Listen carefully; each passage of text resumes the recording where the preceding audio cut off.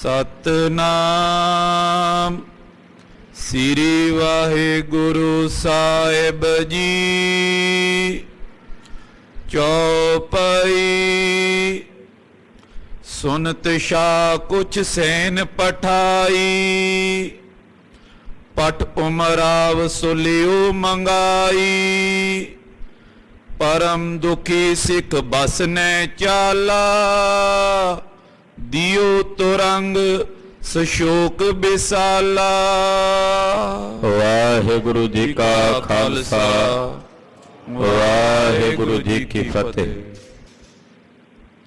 जुगो जुग अटल सतगुरु श्री गुरु ग्रंथ साहिब जी महाराज जी की पवित्र पावन हजूरी अंदर जो बैठी गुरु की साजी और नवाजी हुई गुरु का खास रूप गुरु खालसा साध संगत जीओ। धनता दे पात्र हो पिछले पैरां दे सजे हुए दीवाना च हाजरियां भर के जगत गुरु श्री गुरु ग्रंथ साहिब जी महाराज जी का संपूर्णता दिवस बहुत शरधा भावना अदब सत्कार सहित मनाउणा कर रहे हो। कलगीधर स्वामी साहिब कमाल पंथ दे वाली चिट्टियां बाजां वाले शमशेरे बहादुर दे गुर तेग के धनी सतगुरु श्री गुरु गोबिंद सिंह साहिब सच्चे पातशाह जी महाराज जंगा युद्धां तो वेले हो के जदों साबो की तलवंडी श्री दमदमा साहब आण के उतारा किया, इत्थे आके फुरना किया, संकल्प किया कि नावे पातशाह जी की पावन बाणी श्री गुरु ग्रंथ साहब विच दर्ज करके स्वरूप संपूर्ण करिए। बाबा धीरमल जी जो करतारपुर सोढियां नगर विच निवास रखते सी, उन्हां दे कोलों पावन स्वरूप सी जो पंचम पातशाह श्री गुरु अर्जन देव साहब जी महाराज जी ने लिखवाया सी और जिसका पहला प्रकाश सचखंड श्री हरमंदर साहब विखे कीता सी। गुरुदेव ने सेवादार भेज के ਸਿੰਘਾਂ ਨੂੰ भेज के स्वरूप की मंग की कि असीं इहदे तो उतारा करना है। तो धीरमल ने जवाब भेजिया सी कि जो पूर्ण बली गुरु ने अपने कंठ तो बाणी आप उचारण कर लैण सारी, क्योंकि बाणी तो उन्हां दी होवेगी जे वो आप दसवें गुरु ने, ते आप अपनी आत्मक शक्ति दे बल नाल लिखा लैण। सिंह वापस आ गए। कलगीधर पातशाह जी महाराज जी ने शहीद भाई मनी सिंह साहब जी की ड्यूटी लाई कि तुसीं गुरु ग्रंथ साहब जी का स्वरूप लिखो, असीं उचारण करांगे। शहीद बाबा दीप सिंह साहब जी वो भाई मनी सिंह जी पासों गुरबाणी लिखण की विद्या ग्रहण कर रहे सन, लै रहे सन। वो भी हाजिर रहे। गुरुद्वारा लिखणसर साहब जो दमदमा साहब के पावन दरबार के सन्मुख स्थान है, उस जगह ते बैठ के सतगुरु जी ने श्री गुरु ग्रंथ साहब जी की बाणी उचारण की। भाई मनी सिंह साहब जी ने लिखी। बाबा दीप सिंह साहब जी कलमां की सेवा करते रहे, नाल हाजिर रहे। रोजाना जिन्नी गुरबाणी महाराज जी लिखाउंदे रोज उहदी कथा करते जो 48 ਸਿੰਘਾਂ ने सुनी।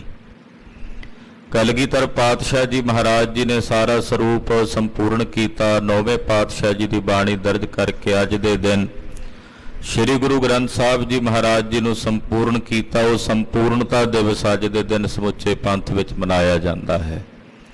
आप करके बहुत सारी संगत नूं संदेह पै जाता है, क्योंकि नाल ही कुछ दिनों बाद पहला प्रकाश आ जाता जो सचखंड श्री हरमंदर साहब विखे कीता। वो इतिहास पंजवें पातशाह जी के नाल संबंधित है। अज का जिहड़ा दिन है 10वें पातशाह के इतिहास नाल संबंधित है। श्री गुरु ग्रंथ साहब जी के साल विच 3 पुरब आउंदे हन। ध्यान नाल गौर नाल सानू सुन लेने चाहिए ने। पहला पुरब हुंदा है श्री गुरु ग्रंथ साहब जी का पहला प्रकाश, जिहड़ा सचखंड श्री हरमंदर साहब विखे महाराज जी ने कीता। बाबा बुढ़ा साहब जी नूं ग्रंथी लाया। आप सतगुरु गुरु अर्जन देव साहब जी सन्मुख हाजिर रहे। दूसरा पुरब जिहड़ा अज दा दिन ये संपूर्णता दिवस है, जो दमदमा साहब गुरु कांशी विखे 9वें पातशाह जी की बाणी 9वें गुरु ग्रंथ साहब विच दर्ज करके स्वरूप संपूर्ण किया। श्री गुरु ग्रंथ साहब जी का जिहड़ा तीसरा पुरब है, वो गुरु खालसा जी तख्त सचखंड श्री हजूर अबचल नगर नांदेड़ साहब जी की धरती ते जो गुरियाई दिती गुरु ग्रंथ साहब जी नूं गुरता गद्दी दिवस ਇਹ ਤਿੰਨ ਪੁਰਬ ਸ੍ਰੀ ਗੁਰੂ ਗ੍ਰੰਥ ਸਾਹਿਬ ਜੀ ਮਹਾਰਾਜ ਜੀ ਦੇ ਨਾਲ ਸੰਬੰਧਿਤ ਹਨ।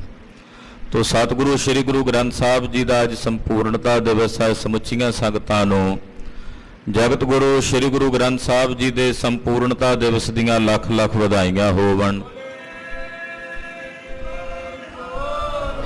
ਸਤਿ ਸ੍ਰੀ ਅਕਾਲ। ਸਤਿਗੁਰੂ ਜੀ ਦੀ ਅੰਮ੍ਰਿਤ ਬਾਣੀ ਹੈ, ਕਲਿਆਣਕਾਰੀ ਬਾਣੀ ਹੈ, ਨਿਰੰਕਾਰ ਵਾਹਿਗੁਰੂ ਪਾਰਬ੍ਰਹਮ ਪਰਮੇਸ਼ਰ ਦੇ ਦੇਸ਼ ਚੋਂ ਉਤਰੀ ਬਾਣੀ ਹੈ। ਤੁਰ ਕੀ ਬਾਣੀ ਆਈ ਤਿਨ ਸਗਲੀ ਚਿੰਤ ਮਿਟਾਈ। ਕਲਗੀਧਰ ਜੀ ਦੇ ਦਰਬਾਰ ਵਿੱਚ ਇੱਕ ਵਾਰੀ ਨਾਰਦ ਮੁਨੀ ਜੀ ਹਾਜ਼ਰ ਹੋਏ। ਉਹਨਾਂ ਨੇ ਬੜੇ ਸੋਹਣੇ ਕੀਮਤੀ ਖੰਭ ਸਤਿਗੁਰਾਂ ਨੂੰ ਭੇਟ ਕੀਤੇ। ਕਲਗੀਧਰ ਸੁਆਮੀ ਜੀ ਨੇ ਉਹ ਸਾਰੇ ਖੰਭ ਹੁਕਮ ਕੀਤਾ ਵੀ ਤੀਰਾਂ ਦੀਆਂ ਕਾਨੀਆਂ ਨੂੰ ਲਾਓ। ਤੀਰ ਤਿਆਰ ਹੋ ਕੇ ਆ ਗਏ।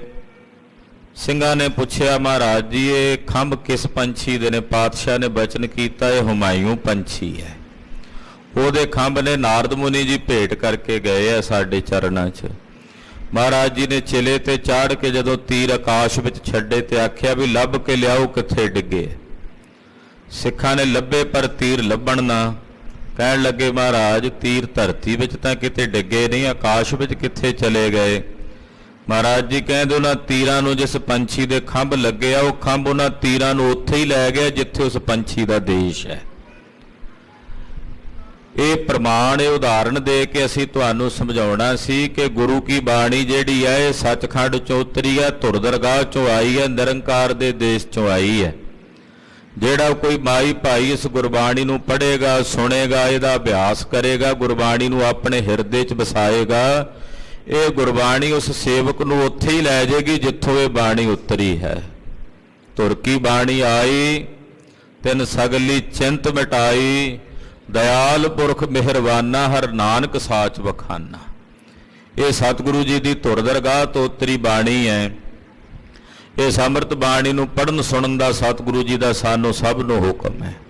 ਕਲਗੀਧਰ ਪਾਤਸ਼ਾਹ ਨੇ ਮਹਾਨ ਪਰਉਪਕਾਰ ਕੀਤਾ। 9ਵੇਂ ਪਾਤਸ਼ਾਹ ਜੀ ਦੀ ਬਾਣੀ ਇਸ ਪਾਵਨ ਬਾਣੀ ਵਿੱਚ ਦਰਜ ਕੀਤੀ। ਕਈ ਗੁਰਮੁਖ ਗੁਰਸਿੱਖ ਸਵਾਲ ਕਰਦੇ ਹਨ ਕਿ ਕਲਗੀਧਰ ਜੀ ਨੇ ਆਪਣੀ ਬਾਣੀ ਗੁਰੂ ਗ੍ਰੰਥ ਸਾਹਿਬ 'ਚ ਕਿਉਂ ਨਹੀਂ ਲਿਖੀ? ਜੇ 9ਵੇਂ ਪਾਤਸ਼ਾਹ ਜੀ ਦੀ ਬਾਣੀ ਵਿੱਚ ਦਰਜ ਕਰਾ ਸਕਦੇ ਆ ਤੇ ਆਪਣੀ ਬਾਣੀ ਕਿਉਂ ਨਹੀਂ ਲਿਖੀ? ਆਪਣੀ ਬਾਣੀ ਗੁਰੂ ਗ੍ਰੰਥ ਸਾਹਿਬ ਤੋਂ ਵੱਖਰੀ ਰੱਖੀ ਹੈ, ਸ਼੍ਰੀ ਦਸਮ ਗ੍ਰੰਥ ਸਾਹਿਬ ਜੀ ਦੀ ਬਾਣੀ। ਇਹ ਸਵਾਲ ਉੱਦਾਂ ਹੀ ਸਵਾਲ ਹੈ ਜਿਵੇਂ ਕੋਈ 6ਵੇਂ ਪਾਤਸ਼ਾਹ ਗੁਰੂ ਹਰਗੋਬਿੰਦ ਸਾਹਿਬ ਜੀ ਦੇ ਬਾਬਤ ਸਵਾਲ ਕਰੇ ਕਿ ਗੁਰੂ ਹਰਗੋਬਿੰਦ ਸਾਹਿਬ ਨੇ ਸੱਚਖੰਡ ਸ੍ਰੀ ਹਰਿਮੰਦਰ ਸਾਹਿਬ ਦੇ ਸਾਹਮਣੇ ਅਕਾਲ ਤਖਤ ਸਾਹਿਬ ਦੀ ਸਿਰਜਣਾ ਕਿਉਂ ਕੀਤੀ? ਉਹ ਤਾਂ ਹਰਿਮੰਦਰ ਸਾਹਿਬ ਵਿਖੇ ਬੈਠ ਕੇ ਵੀ ਤਾਂ ਸਾਰੇ ਕੰਮ ਕਰ ਸਕਦੇ ਸੀ ਜੋ ਕਰਦੇ ਨੇ, ਪਰ ਉਹਨਾਂ ਨੇ ਸ੍ਰੀ ਅਕਾਲ ਤਖਤ ਸਾਹਿਬ ਦੀ ਰਚਨਾ ਕਿਉਂ ਕੀਤੀ? ਕਿਉਂਕਿ ਪੀਰੀ ਦੇ ਨਾਲ ਮੀਰੀ ਦਾ ਸੰਕਲਪ ਖਾਲਸੇ ਨੂੰ ਦੇਣਾ ਸੀ, ਭਗਤੀ ਦੇ ਨਾਲ ਸ਼ਕਤੀ ਦਾ ਕੇਂਦਰ ਬਣਾਉਣਾ ਸੀ। ਸ੍ਰੀ ਗੁਰੂ ਗ੍ਰੰਥ ਸਾਹਿਬ ਜੀ ਦੀ ਪਾਵਨ ਬਾਣੀ ਭਗਤੀ ਸਰੂਪ ਹੈ ਔਰ ਕਲਗੀਧਰ ਪਾਤਸ਼ਾਹ ਜੀ ਦੀ ਬਾਣੀ ਸ਼ਕਤੀ ਸਰੂਪ ਹੈ। ਭਗਤੀ ਸ਼ਕਤੀ ਨੂੰ ਮਹਾਰਾਜ ਜੀ ਨੇ ਗੁਰੂ ਘਰ ਵਿੱਚ ਇਕੱਤਰ ਕੀਤਾ। ਇਸ ਕਰਕੇ ਭਗਤੀ ਦੇ ਨਾਲ ਪੀਰੀ ਦੇ ਨਾਲ ਮੀਰੀ ਨੂੰ ਮਿਸ਼ਰਤ ਨਹੀਂ ਕੀਤਾ, ਵੱਖਰਿਆਂ ਕੀਤਾ, ਜਿਵੇਂ ਸ੍ਰੀ ਹਰਿਮੰਦਰ ਸਾਹਿਬ ਦੇ ਸਾਹਮਣੇ ਅਕਾਲ ਤਖਤ ਸਾਹਿਬ ਹੈ।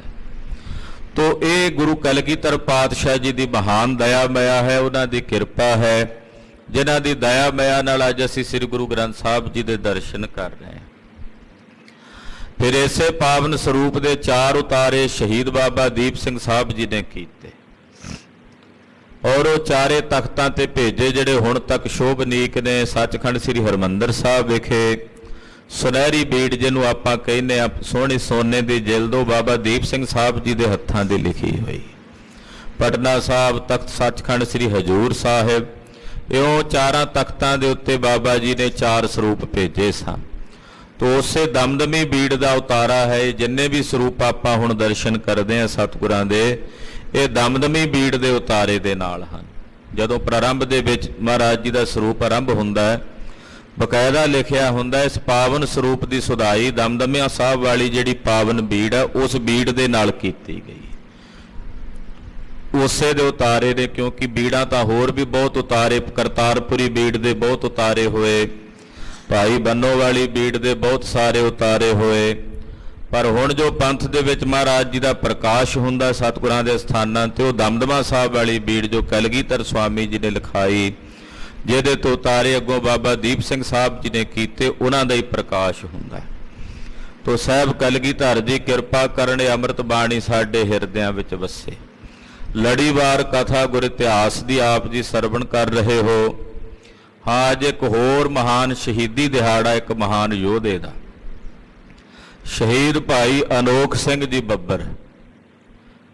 ਇਹ ਉਹ ਮਹਾਂਪੁਰਖ ਯੋਧੇ ਸਨ, ਕਹਿੰਦੇ ਜਦੋਂ ਪਕੜ ਕੇ ਲੈ ਗਏ 1987 ਦਾ ਉਹ ਦੌਰ, ਜਦੋਂ ਨੌਜਵਾਨਾਂ ਦੇ ਝੂਠੇ ਮੁਕਾਬਲੇ ਬਣਾਏ ਜਾ ਰਹੇ ਸੀ। ਖਾਲਸਾ ਜੀ, ਭਾਈ ਮਨੀ ਸਿੰਘ ਸਾਹਿਬ, ਬਾਬਾ ਬੰਦਾ ਸਿੰਘ ਬਹਾਦਰ ਦੀ ਸ਼ਹੀਦੀ ਦਾ ਕਿੱਸਾ ਅਸੀਂ ਸੁਣਿਆ, ਪਰ ਭਾਈ ਅਨੋਖ ਸਿੰਘ ਬੱਬਰ ਵੀ ਬਾਬਾ ਬੰਦਾ ਸਿੰਘ ਬਹਾਦਰ ਵਾਂਗੂ ਸ਼ਹੀਦੀ ਪ੍ਰਾਪਤ ਕੀਤੀ। ਪਕੜ ਕੇ ਕਹਿੰਦੇ ਅੱਖਾਂ ਜਿਹੜੀਆਂ ਸਨ ਉਹ ਕੱਢ ਦਿੱਤੀਆਂ, ਅੰਨੇ ਕਰ ਦਿੱਤਾ ਭਾਈ ਅਨੋਖ ਸਿੰਘ ਬੱਬਰ। ਸ਼ਾਮ ਜੇ ਦਾ ਵੇਲਾ ਹੋਇਆ ਤੇ ਭਾਈ ਅਨੋਖ ਸਿੰਘ ਜੀ ਪੁੱਛਦੇ ਵੀ ਸਮਾਂ ਕੀ ਹੋ ਗਿਆ, ਤੇ ਲਾਗੇ ਥਾਣੇਦਾਰ ਖੜਾ, ਕਹਿੰਦਾ ਵੀ ਤੂੰ ਸਮੇਂ ਕੋਲੋਂ ਕੀ ਲੈਣਾ, ਕਹਿੰਦਾ ਸੋਦਰ ਦਾ ਪਾਠ ਕਰਨਾ ਤੇ ਪਤਾ ਲੱਗ ਜੇ ਵੀ ਹੁਣ ਬਾਣੀ ਪੜਨ ਦਾ ਸੋਦਰ ਦਾ ਸਮਾਂ ਹੈ ਕਿ ਨਹੀਂ। ਵਾਹਿਗੁਰੂ ਵਾਹਿਗੁਰੂ ਕਰਦਿਆਂ ਸਰੀਰ ਦੇ ਕਹਿੰਦੇ ਜੰਬੂਰਾਂ ਦੇ ਨਾਲ ਮਾਸ ਨੋਚ ਦਿੱਤਾ ਗਿਆ ਭਾਈ ਅਨੋਖ ਸਿੰਘ ਹੋਣਾ ਦਾ। ਔਰ ਇਹਨੇ ਤਸੱਦਦ ਚੱਲਦਿਆਂ ਅੱਜ ਦੇ ਦਿਨ ਭਾਈ ਅਨੋਖ ਸਿੰਘ ਬੱਬਰ ਨੇ ਸ਼ਹਾਦਤ ਦਾ ਜਾਮ ਪ੍ਰਾਪਤ ਕੀਤਾ। ਉਹਨਾਂ ਮਹਾਂਪੁਰਖਾਂ ਦੀ ਸ਼ਹਾਦਤ ਨੂੰ ਵੀ ਕੋਟੀ ਕੋਟੀ ਪ੍ਰਣਾਮ ਤੇ ਸਜਦਾ ਹੈ। ਲੜੀਵਾਰ ਕਥਾ ਗੁਰ ਇਤਿਹਾਸ ਦੀ ਆਪ ਜੀ ਸਰਵਣ ਕਰ ਰਹੇ ਹੋ। ਕਾਬਲ ਤੋਂ ਇੱਕ ਗੁਰੂ ਕਾ ਸਿੱਖ ਹੈ, ਬੜਾ ਵੱਡਾ ਸ਼ਾਹੂਕਾਰ ਹੈ। ਦਸਵੰਧ ਦੀ ਮਾਇਆ ਕੁਝ ਇਕੱਠੀ ਹੋਈ, ਮਨ 'ਚ ਫੁਰਨਾ ਹੋਇਆ ਵੀ 6ਵੇਂ ਪਾਤਸ਼ਾਹ ਵਾਸਤੇ ਕੀ ਲੈ ਕੇ ਜਾਵਾਂ। ਪਤਾ ਲੱਗਾ ਕਿ ਸਤਿਗੁਰੂ ਸੱਚੇ ਪਾਤਸ਼ਾਹ ਜੀ ਵਾਸਤੇ ਤਾਂ ਵਧੀਆ ਘੋੜੇ ਲੈ ਕੇ ਜਾਈਏ ਤੇ ਪ੍ਰਸੰਨ ਹੁੰਦੇ ਆ। ਇੱਕ ਘੋੜਾ ਭਾਲਣ ਲੱਗੇ, ਲੱਭਣ ਲੱਗੇ, ਕੋਈ ਕੀਮਤੀ ਘੋੜਾ ਹੋਵੇ। ਲੱਭਦਿਆਂ ਲੱਭਦਿਆਂ ਰੋਮ ਦੇ ਇਲਾਕੇ 'ਚ ਚਲੇ ਗਏ। ਉੱਥੇ ਜਾ ਕੇ ਉਹ ਘੋੜਾ ਵੇਖਿਆ, ਘੋੜੇ ਦੇ ਮਾਲਕ ਨੂੰ ਪੁੱਛਿਆ ਵੀ ਘੋੜਾ ਸੱਚੇ ਪਾਤਸ਼ਾਹ ਲਈ ਲੈਣਾ, ਇਹਦੀ ਕੀ ਕੀਮਤ ਹੈ। ਉਹਨੇ ਆਖਿਆ 1 ਲੱਖ ਰੁਪਈਆ ਲਾਗਤ ਹੈ ਇਸ ਘੋੜੇ ਦੀ। ਹੁਣ ਸਿੱਖ ਦੇ ਕੋਲ ਜਿਹੜਾ ਦਸਵੰਧ ਸੀ ਉਹ ਇੰਨਾ ਨਹੀਂ ਸੀ ਇਕੱਠਾ, ਉਹ ਜਿੰਨਾ ਰੋਜ਼ ਕੱਢਦਾ ਸੀ ਉਹਦੇ ਮੁਤਾਬਕ ਘੱਟ ਸੀ। ਮਨ 'ਚ ਸੰਕਲਪ ਕੀਤਾ ਵੀ ਹੁਣ ਤਾਂ ਸਤਿਗੁਰਾਂ ਲਈ ਇਹਦਾ ਸੰਕਲਪ ਕਰ ਲਿਆ, ਖਰੀਦਣਾ ਹੀ ਖਰੀਦਣਾ। ਵੀ ਜਿਹੜਾ ਦਸਵੰਧ ਬਾਅਦ ਵਿੱਚ ਕੱਢਣਾ ਉਹ ਐਡਵਾਂਸ 'ਚ ਕੱਢ ਲੈਣਾ, ਜਿਹੜੀ ਆਮਦਨ ਹੋਵੇਗੀ ਬਾਅਦ ਵਿੱਚ ਉਹਦੇ ਨਾਲ ਹਿਸਾਬ ਕਿਤਾਬ ਹੋ ਜਾਏਗਾ ਪੂਰਾ। ਤੋ ਇਦਾਂ ਗੁਰੂ ਕੇ ਸਿੱਖ ਖਾਲਸਾ ਜੀ ਦਸਵੰਧ ਦੀ ਮਾਇਆ ਗੁਰੂ ਕੀ ਜਾਣਦੇ ਆ, ਟਕੇ ਟਕੇ ਦਾ ਹਿਸਾਬ ਰੱਖਦੇ, ਵੀ 1-1 ਰੁਪਈਏ ਦਾ ਹਿਸਾਬ ਰੱਖਦੇ ਸਤਿਗੁਰੂ ਜੀ ਵਾਸਤੇ। ਉਹ ਲੱਖ ਰੁਪਈਆ ਕਹਿੰਦੇ ਦੇ ਕੇ ਘੋੜਾ ਖਰੀਦ ਲਿਆ, ਉੱਤੇ ਮੈਲਾ ਕੁਚੈਲਾ ਜਿਹਾ ਕੱਪੜਾ ਪਾ ਲਿਆ ਵੀ ਕੋਈ ਵੇਖੇ ਨਾ। ਘੋੜਾ ਬੜਾ ਕੀਮਤੀ ਸੀ, ਚੰਚਲ ਸੀ। ਲੈ ਕੇ ਬੜੀ ਭਾਵਨਾ ਨਾਲ ਕਾਬਲ ਤੋਂ ਕੁਝ ਸੰਗਤ ਚੱਲੀ, ਗੁਰਸਿੱਖ ਨਾਲ ਨਾਲ ਚੱਲ ਪਿਆ। ਘੋੜੇ ਨੂੰ ਲੁਕਾਉਂਦਾ ਆਉਂਦਾ ਵੀ ਕਿਸੇ ਸ਼ਾਹੂਕਾਰ ਦੀ, ਕਿਸੇ ਨਵਾਬਜ਼ਾਦੇ ਦੀ ਨਿਗਾਹ ਨਾ ਪੈ ਜੇ ਘੋੜੇ ਤੇ, ਕਿਤੇ ਖੋਹ ਨਾ ਲੈਣ, ਕਿਉਂਕਿ ਚੰਗੀਆਂ ਚੀਜ਼ਾਂ, ਵਧੀਆ ਚੀਜ਼ਾਂ ਅਕਸਰ ਹਾਕਮ ਲੋਕ ਜਿਹੜੇ ਸੀ ਉਹ ਗਰੀਬਾਂ ਕੋਲੋਂ ਖੋਹ ਲਿਆ ਕਰਦੇ ਸੀ। ਤੋ ਸਿੱਖ ਚੱਲਦਾ ਚੱਲਦਾ ਜਦੋਂ ਲਾਹੌਰ ਦੇ ਨੇੜੇ ਪਹੁੰਚਿਆ, ਕਹਿੰਦੇ ਬਾਦਸ਼ਾਹ ਸ਼ਾਹ ਜਹਾਨ ਦੇ ਕੁਝ ਅਹਿਲਕਾਰਾਂ ਨੇ ਘੋੜਾ ਵੇਖ ਲਿਆ ਵੀ ਬੜਾ ਸੁੰਦਰ ਕੀਮਤੀ ਹੈ। ਜਾ ਕੇ ਬਾਦਸ਼ਾਹ ਨੂੰ ਦੱਸ ਪਾਈ, ਬਾਦਸ਼ਾਹ ਜਿਵੇਂ ਤੂੰ ਬਾਦਸ਼ਾਹ ਬੜਾ ਕੀਮਤੀ, ਇਦਾਂ ਤੇਰੀ ਚੜ੍ਹਾਈ ਵਾਸਤੇ, ਚੜ੍ਹਨ ਵਾਸਤੇ ਉੱਦਾਂ ਦਾ ਘੋੜਾ ਬੜਾ ਪਰਮੇਸ਼ਰ ਨੇ, ਖੁਦਾਵੰਦ ਨੇ ਭੇਜਿਆ, ਬੜਾ ਕੀਮਤੀ ਹੈ, ਕਿੱਦਾਂ ਕਰੀਏ। ਬਾਦਸ਼ਾਹ ਨੇ ਕਿਹਾ ਜਾਓ ਲੈ ਆਓ। ਉਹ ਘੋੜਾ ਸਿੱਖ ਦੇ ਕੋਲੋਂ ਖੋਹ ਕੇ ਲਿਆ ਰਹੇ ਨੇ। ਆਓ ਸਤਿਗੁਰੂ ਗੁਰੂ ਹਰਗੋਬਿੰਦ ਸਾਹਿਬ ਜੀ ਦਾ ਪਵਿੱਤਰ ਇਤਿਹਾਸ ਹੈ, ਮਨ ਬਿਰਤੀਆਂ ਇਕਾਗਰ ਕਰਕੇ ਗੁਰਦੇਵ ਦੀ ਪਾਵਨ ਕਥਾ ਸਰਵਣ ਕਰੀਏ। ਮੀਰੀਆਂ ਪੀਰੀਆਂ ਦੇ ਬਾਲਕ 6ਵੇਂ ਪਾਤਸ਼ਾਹ, 5 ਪਿਆਲੇ 5 ਪੀਰ, 6ਠਮ ਪੀਰ ਬੈਠਾ ਗੁਰ ਭਾਰੀ, ਅਰਜਨ ਕਾਇਆ ਪਲਟ ਕਾ ਮੂਰਤ ਹਰਗੋਬਿੰਦ ਸਵਾਰੀ। ਦੀਨ ਦੁਨੀ ਦਾ ਪਾਤਸ਼ਾਹ, ਪਾਤਸ਼ਾਹਾਂ ਪਾਤਸ਼ਾਹ ਅਡੋਲਾ ਸਤਿਗੁਰੂ ਸ੍ਰੀ ਗੁਰੂ ਹਰਗੋਬਿੰਦ ਸਾਹਿਬ ਦੇ ਚਰਨਾਂ ਦਾ ਧਿਆਨ ਹਿਰਦਿਆਂ 'ਚ ਵਸਾਉਂਦਿਆਂ ਸਮੂਹ ਮਾਈ ਭਾਈ ਆਪਣੀ ਰਸਨਾ ਨੂੰ ਕਰੋ ਪਵਿੱਤਰ ਤੇ ਆਖੋ ਜੀ ਸਤਨਾਮ ਸ੍ਰੀ ਵਾਹਿਗੁਰੂ ਸਾਹਿਬ ਜੀ। ਸਤਨਾਮ ਸ੍ਰੀ ਵਾਹਿਗੁਰੂ ਸਾਹਿਬ ਜੀ। ਚੌਪਈ ਸੁਨਤ ਸ਼ਾ ਕੁਛ ਸੈਨ ਪਠਾਈ। ਬਾਦਸ਼ਾਹ ਨੇ ਜਦੋਂ ਸੁਣਿਆ ਵੀ ਘੋੜਾ ਬੜਾ ਕੀਮਤੀ ਆਉਂਦਾ, ਖੋ ਕੇ ਲਿਆਉਣਾ ਪੈਣਾ, ਉਹਨੇ ਆਪਣੀ ਕੁਝ ਸੈਨਾ ਦੇ ਸਿਪਾਹੀ ਭੇਜੇ ਹਨ। ਪਟ ਉਮਰਾਵ ਸੁਲਿਓ ਮੰਗਾਈ। ਆਪਣਾ ਇੱਕ ਉਮਰਾਵ ਭੇਜਿਆ, ਨਾਲ ਅਫਸਰ ਭੇਜਿਆ ਵੀ ਜਾ ਕੇ ਉਹ ਜਿਹੜਾ ਕੀਮਤੀ ਘੋੜਾ ਆਉਂਦਾ ਉਹ ਲੈ ਆਓ। ਪਰਮ ਦੁਖੀ ਸਿੱਖ ਬਸ ਨੇ ਚਾਲਾ। ਕਹਿੰਦੇ ਜਾ ਕੇ ਉਸ ਸਿੱਖ ਕੋਲੋਂ ਘੋੜਾ ਖੋਹ ਲਿਆ। ਸਿੱਖ ਨੇ ਬਥੇਰਾ ਤਰਲਾ ਮਿੰਨਤਾਂ ਕੀਤੇ ਪਰ ਇਹ ਨਹੀਂ ਮੰਨੇ। ਸਿੱਖ ਬੜਾ ਦੁਖੀ ਹੋਇਆ। ਦਿਓ ਤੁਰੰਗ ਸਸ਼ੋਕ ਬਿਸਾਲਾ। ਬੜੇ ਦੁੱਖ ਦੇ ਨਾਲ ਉਹ ਘੋੜਾ ਸਿੱਖ ਨੂੰ ਦੇਣਾ ਪਿਆ। ਕੀ ਕਰਦਾ, ਜ਼ੋਰ ਨਹੀਂ ਸੀ ਚੱਲਦਾ ਹਾਕਮਾਂ ਅੱਗੇ। ਜਦੋਂ ਹਾਕਮ ਕੁੱਤੇ ਮੂੰਹੀ ਹੋ ਗਏ ਤੇ ਹੁਣ ਪ੍ਰਜਾ ਕੀ ਕਰਦੀ। ਇਹਨਾਂ ਨੇ ਇਹ ਨਹੀਂ ਪੁੱਛਿਆ ਵੀ ਤੂੰ ਕਿਉਂ ਲਿਆਉਂਦਾ, ਕਿਹਦੇ ਲਈ ਲਿਆਂਦਾ, ਜਾ ਕੇ ਘੋੜਾ ਖੋਹ ਲਿਆ ਸਿੱਖ ਕੋਲੋਂ। ਸਿੱਖ ਬੜਾ ਸ਼ੋਕ ਦੇ ਸਹਿਤ ਦੁਖੀ ਹੋਇਆ ਔਰ ਉਹ ਘੋੜਾ ਇਹਨਾਂ ਨੂੰ ਦੇ ਦਿੱਤਾ। ਸਭ ਸੰਗਤ ਕੋ ਤਿਆਗ ਪਿਛਾਰੀ। ਸਾਰੀ ਸੰਗਤ ਜਿਹੜੀ ਨਾਲ ਸੀ ਕਾਬਲ ਤੋਂ ਆਈ ਹੋਈ, ਉਸ ਸਾਰੀ ਸੰਗਤ ਨੂੰ ਛੱਡ ਕੇ ਪਿਛਲੇ ਪਾਸੇ। ਸੁਧ ਦੈ ਬੇਹਿਤ ਧਾਏ ਅਗਾਰੀ। ਇਹ ਖਬਰ ਦੇਣ ਵਾਸਤੇ ਕਿ ਸਤਿਗੁਰੂ ਸੱਚੇ ਪਾਤਸ਼ਾਹ ਜੀ ਨੂੰ ਜਾ ਕੇ ਸੁਨੇਹਾ ਦਿਆਂ। ਲਾਪੁਰ ਮੈਂ ਸਤਿਗੁਰ ਕੋ ਡੇਰੇ। ਲਾਹੌਰ ਸ਼ਹਿਰ ਜਿੱਥੇ ਮੁਜੰਗਾ ਨਗਰ ਵਿੱਚ ਸਤਿਗੁਰਾਂ ਦਾ ਡੇਰਾ ਸੀ, ਮੁਜੰਗਾ ਵਾਲੇ ਪੜਾਅ ਤੇ, ਉੱਥੇ ਸਤਿਗੁਰੂ ਸੱਚੇ ਪਾਤਸ਼ਾਹ ਜੀ ਦੇ ਡੇਰੇ ਤੇ ਮਹਾਰਾਜ ਜੀ ਦੇ ਆਸਣ ਤੇ ਸਿੱਖ ਪਹੁੰਚਿਆ। ਪਹੁੰਚਿਓ ਦਿਲ ਦਿਲਗੀਰ ਕਨੇਰੇ। ਇਹ ਸਿੱਖ ਬਹੁਤ ਦਿਲਗੀਰ ਹੋ ਕੇ, ਦਿਲਗੀਰ ਕਹਿੰਦੇ ਨੇ ਦੁਖੀ ਹੋ ਕੇ, ਬਹੁਤ ਜ਼ਿਆਦਾ ਦੁਖੀ ਹੋ ਕੇ ਮਹਾਰਾਜ ਜੀ ਦੇ ਚਰਨਾਂ ਵਿੱਚ ਆਇਆ। ਹੱਥ ਜੋੜ ਕਰ ਬੰਧਨ ਠਾਨੀ। ਹੱਥ ਜੋੜ ਕੇ ਬੜੇ ਅਦਬ ਨਾਲ, ਬੜੇ ਸਤਿਕਾਰ ਨਾਲ ਸਤਿਗੁਰੂ ਜੀ ਨੂੰ ਬੰਦਨਾ ਕੀਤੀ। ਛੇਵੇਂ ਪਾਤਸ਼ਾਹ ਦੇ ਚਰਨਾਂ ਤੇ ਨਮਾਮ ਕੀਤੀ ਹੈ। ਸਮੁਖ ਖਰੋ ਦ੍ਰਿਗ ਨਿਕਸਿਓ ਪਾਨੀ। ਸਤਿਗੁਰਾਂ ਦੇ ਸਾਨਮੁਖ ਖੜਾ ਸਿੱਖ ਤੇ ਅੱਖਾਂ 'ਚ ਪਾਣੀ ਭਰ ਆਇਆ, ਨੇਤਰ ਭਰ ਆਏ ਗੁਰਸਿੱਖ ਦੇ। ਜਿਵੇਂ ਕੋਈ ਫੁਹਾਰਾ ਚੱਲਦਾ ਹੈ, ਉਹ ਨੇਤਰਾਂ 'ਚੋਂ ਨੀਰ ਵਹਿ ਟੁਰਿਆ। ਕਹਿਓ ਨਾ ਜਾਏ ਬਾਕ ਮੁਖ ਬਾਹਰ। ਬੋਲਣਾ ਚਾਹੁੰਦਾ ਪਰ ਬੋਲਿਆ ਨਹੀਂ ਜਾ ਰਿਹਾ, ਰੋਂਦਿਆਂ ਰੋਂਦਿਆਂ ਕੰਠ ਭਰਿਆ ਹੋਇਆ, ਕਿਉਂਕਿ ਸਿੱਖ ਬਹੁਤ ਦੁਖੀ ਹੋਇਆ ਕਿ ਸਤਿਗੁਰਾਂ ਲਈ ਜਿਹਨੇ ਲੱਖ ਰੁਪਈਆ ਲਾ ਕੇ ਚਾਵਾਂ ਨਾਲ ਘੋੜਾ ਲਿਆਂਦਾ ਹੋਵੇ। ਦਸਵੰਧ ਵੀ ਪਹਿਲਾਂ ਹੀ, ਹਾਲਾਂਕਿ ਉਹਨਾਂ ਦਸਵੰਧ ਨਹੀਂ ਸੀ, ਪਹਿਲਾਂ ਅਗੇਤਰਾ ਦਸਵੰਧ ਕੱਢ ਲਿਆ ਵੀ ਜਿਹੜੀ ਅੱਗੇ ਆਮਦਨ ਹੋਵੇਗੀ ਉਹਦੇ 'ਚੋਂ ਪਹਿਲਾਂ ਕੱਢ ਲਿਆ ਤੇ ਬੜੀ ਰੀਝ ਨਾਲ ਘੋੜਾ ਲਿਆਇਆ। ਹੁਣ ਸਤਿਗੁਰਾਂ ਤੱਕ ਜਦੋਂ ਨਹੀਂ ਪਹੁੰਚਿਆ, ਰਸਤੇ 'ਚ ਹਾਕਮਾਂ ਨੇ, ਸਿਪਾਹੀਆਂ ਨੇ ਖੋਹ ਲਿਆ ਤੇ ਦੁਖੀ ਤਾਂ ਹੋਣਾ ਸੀ ਸਿੱਖ ਨੇ। ਨੇਤਰ ਭਰ ਆਏ, ਬੋਲਿਆ ਨਹੀਂ ਜਾਂਦਾ, ਸਤਿਗੁਰਾਂ ਦੇ ਸਾਨਮੁਖ ਖੜਾ ਹੈ। ਕਰਦਮ ਸ਼ੋਕ ਤਸਿਓ ਹੋਏ ਜ਼ਾਹਰ। ਕਹਿੰਦੇ ਏਦਾਂ ਜਾਪਦਾ ਜਿਵੇਂ ਚਿੱਕੜ ਦੇ ਸ਼ੋਕ ਦੇ ਚਿੱਕੜ ਦੇ ਵਿੱਚ ਧਸ ਗਿਆ ਹੋਵੇ। ਵਿੱਚ ਚਿੱਕੜ ਹੁੰਦਾ ਨਾ, ਚਿੱਕੜ 'ਚ ਜਿਵੇਂ ਪੈਰ ਖੁੱਭ ਜਾਂਦੇ ਆ, ਧਸ ਜਾਂਦੇ ਆ, ਏਦਾਂ ਸ਼ੋਕ ਦੇ ਚੱਕੜ ਵਿੱਚ ਮਾਨੋ ਇਹ ਸਿੱਖ ਦਾ ਹਿਰਦਾ ਖੁੱਭ ਗਿਆ ਹੈ। ਪਰਖਿਓ ਸ਼੍ਰੀ ਹਰਗੋਬਿੰਦ ਪਾਖਾ। ਧੰਨ ਗੁਰੂ ਹਰਗੋਬਿੰਦ ਸਾਹਿਬ ਸੱਚੇ ਪਾਤਸ਼ਾਹ ਨੇ ਵੇਖਿਆ ਵੀ ਸਿੱਖ ਦੁਖੀ ਹੈ। ਜਾਣਦੇ ਵੀ ਸੀ ਵੀ ਕਿਉਂ ਦੁਖੀ ਹੈ। ਗਰੀਬ ਨਵਾਜ ਸੱਚੇ ਪਾਤਸ਼ਾਹ ਜੀ ਨੇ ਵੇਖ ਕੇ ਪਰਖਿਆ। ਕੋ ਸਿੱਖਾ ਉਰ ਕੀ ਅਬਿਲਾਖਾ। ਬੋਲੇ, ਕਹਿਣ ਲੱਗੇ ਸਿੱਖਾ ਕੀ ਗੱਲ ਹੈ, ਕਿਉਂ ਦੁਖੀ ਹੈ, ਕਿਸ ਗੱਲ ਕਰਕੇ ਨੇਤਰ ਭਰਦਾ ਹੈ, ਤੇਰੇ ਦੁੱਖ ਦਾ ਕੀ ਕਾਰਨ ਹੈ। ਦੀਨ ਬੰਦ ਚਿੰਤਾ ਤੁਰੇਰਾ। ਮਹਾਰਾਜ ਜੀ ਕਹਿੰਦੇ ਦੀਨ ਬਦਨ, ਤੇਰਾ ਚਿਹਰਾ ਬੜਾ ਦੁਖੀ ਹੈ, ਤੂੰ ਚਿੰਤਾ ਤੁਰ ਹੈ, ਕੀ ਗੱਲ ਹੈ, ਇੰਨਾ ਦੁਖੀ ਕਿਉਂ ਹੈ। ਕੋ ਕਾਰਜ ਬਿਗੜਿਓ ਵੱਡ ਤੇਰਾ। ਕਿਹੜਾ ਕੰਮ ਵਿਗੜ ਗਿਆ ਭਾਈ ਤੇਰਾ, ਕੋਈ ਵਪਾਰ 'ਚ ਘਾਟਾ ਪਿਆ, ਜਾਂ ਕੋਈ ਹੋਰ ਕੰਮ ਵਿਗੜ ਗਿਆ, ਜਾਂ ਕੋਈ ਚੀਜ਼ ਚੋਰੀ ਹੋ ਗਈ ਹੈ, ਜਾਂ ਕਿਸੇ ਨੇ ਕੋਈ ਵਸਤੂ ਖੋਹ ਲਈ ਹੈ ਤੇਰੇ ਕੋਲੋਂ, ਦੱਸ ਕਿਉਂ ਦੁਖੀ ਹੋ ਰਿਹਾ ਹੈ। ਸੁਨ ਸਿੱਖ ਨੇ ਧਰ ਕਰ ਉਰ ਧੀਰ। ਸਤਿਗੁਰੂ ਜੀ ਦੇ ਬਚਨ ਸੁਣ ਕੇ ਸਿੱਖ ਥੋੜਾ ਜਿਹਾ ਹੌਸਲਾ ਜਿਹਾ ਕੀਤਾ, ਇਹਨੇ ਧੀਰਜ ਧਰ ਕੇ ਹੌਸਲਾ ਕਰਕੇ ਬੋਲਿਆ। ਨੀਟ ਨੀਟ ਬੋਲਿਓ ਗੁਰ ਤੀਰ। ਸਾਹ ਹਟਕੋਰੇ ਜੇ ਲੈਂਦਾ ਨਾਲੇ, ਤੇ ਕੋਈ ਰੋਂਦਾ ਸੀ ਨਾ, ਰੋਂਦੇ ਰੋਂਦੇ ਦੇ ਹਟਕੋਰੇ ਚੱਲ ਰਹੇ ਨੇ, ਹਟਕੋਰੇ ਲੈਂਦਾ ਬੋਲਿਆ ਸਹਿਜੇ ਸਹਿਜੇ। ਗੁਰ ਜੀ ਬਿਗੜਿਓ ਕਾਜ ਬਿਸਾਲਾ।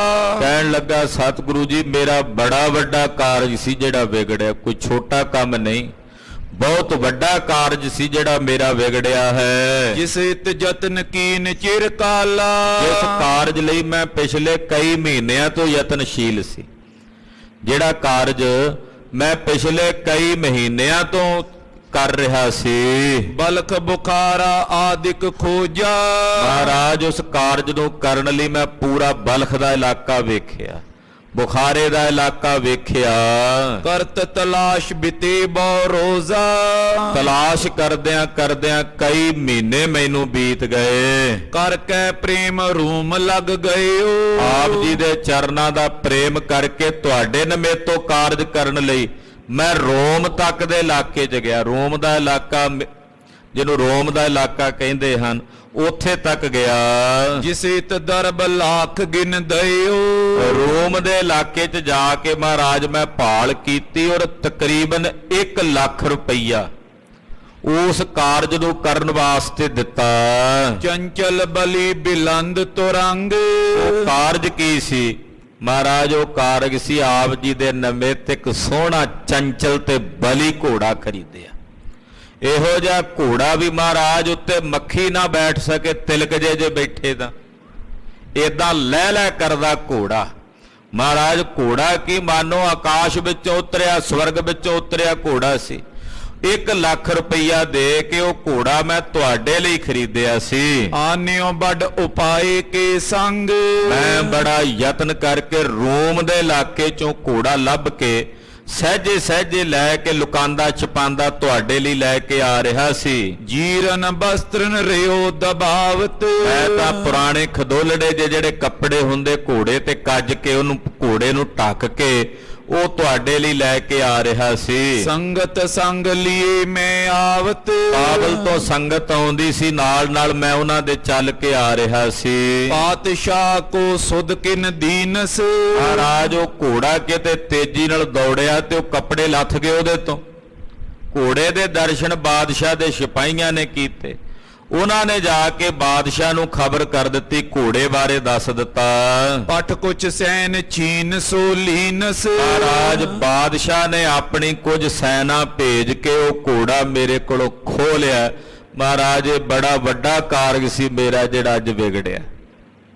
ਹੁਣ ਦੱਸੋ ਮਹਾਰਾਜ ਇਹ ਕਿੱਡਾ ਵੱਡਾ ਕਾਰਜ ਸੀ ਜਿਹੜਾ ਵਿਗੜਿਆ?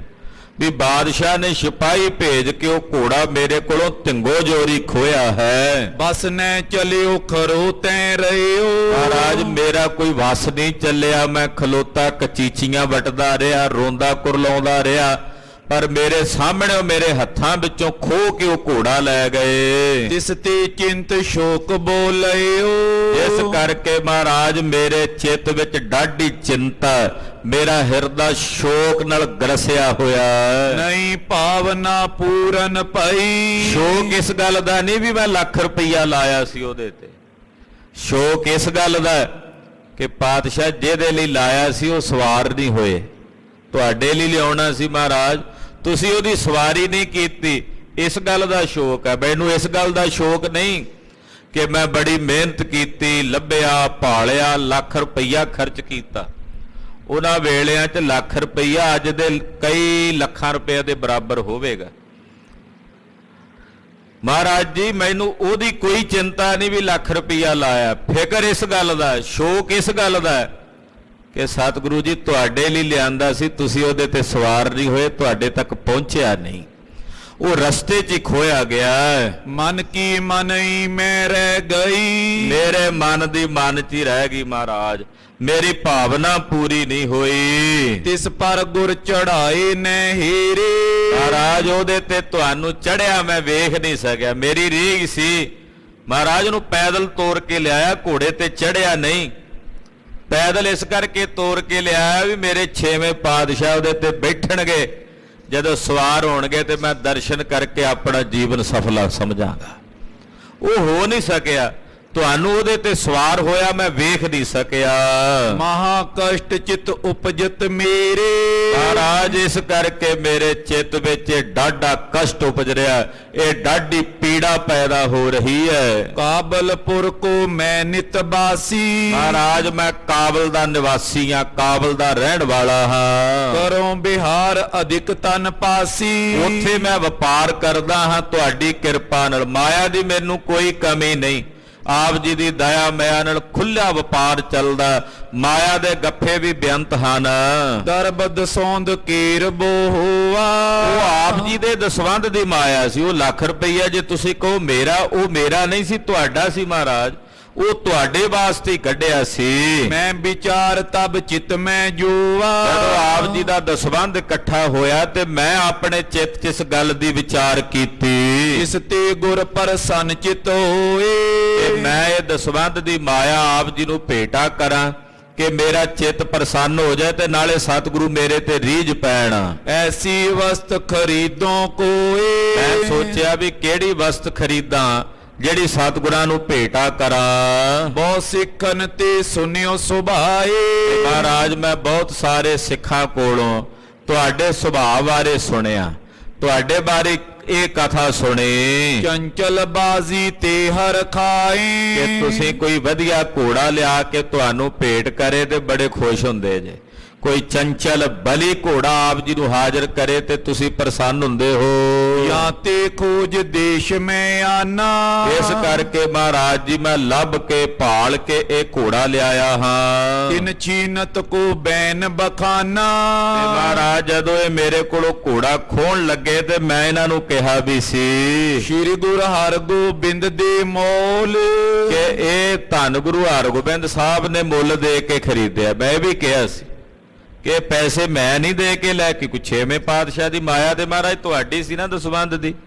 ਉਹਨਾਂ ਸਿਪਾਹੀਆਂ ਨੂੰ ਮੈਂ ਇਹ ਗੱਲ ਕਹੀ ਸੀ ਕਿ ਇਹ ਘੋੜਾ ਗੁਰੂ ਹਰਗੋਬਿੰਦ ਸਾਹਿਬ ਨੇ ਮੁੱਲ ਦੇ ਕੇ ਖਰੀਦਿਆ ਹੈ। ਮੰਗਵਾਇਓ ਬੋ ਦੇਸ਼ਨ ਟੋਲ। ਕਈ ਦੇਸ਼ਾਂ ਚੋਂ ਖੋਜ ਕੇ ਖੁਦ ਛੇਵੇਂ ਪਾਤਸ਼ਾਹ ਨੇ ਘੋੜਾ ਆਪਣੇ ਲਈ ਮੰਗਵਾਇਆ ਹੈ। ਕਿਨੋ ਨ ਮਾਨੀ ਕਹੇ ਸੋ ਕੌਣ।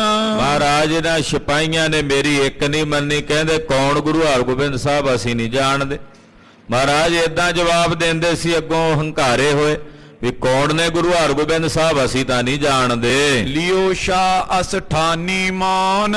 ਤੇ ਬਾਦਸ਼ਾਹ ਲੈ ਗਿਆ ਇਉਂ ਕਹਿ ਕੇ ਮਹਾਰਾਜ ਮੈਂ ਚੁੱਪ ਰਹਿ ਗਿਆ। ਫਿਰ ਹੁਣ ਕੀ ਕਰਦਾ?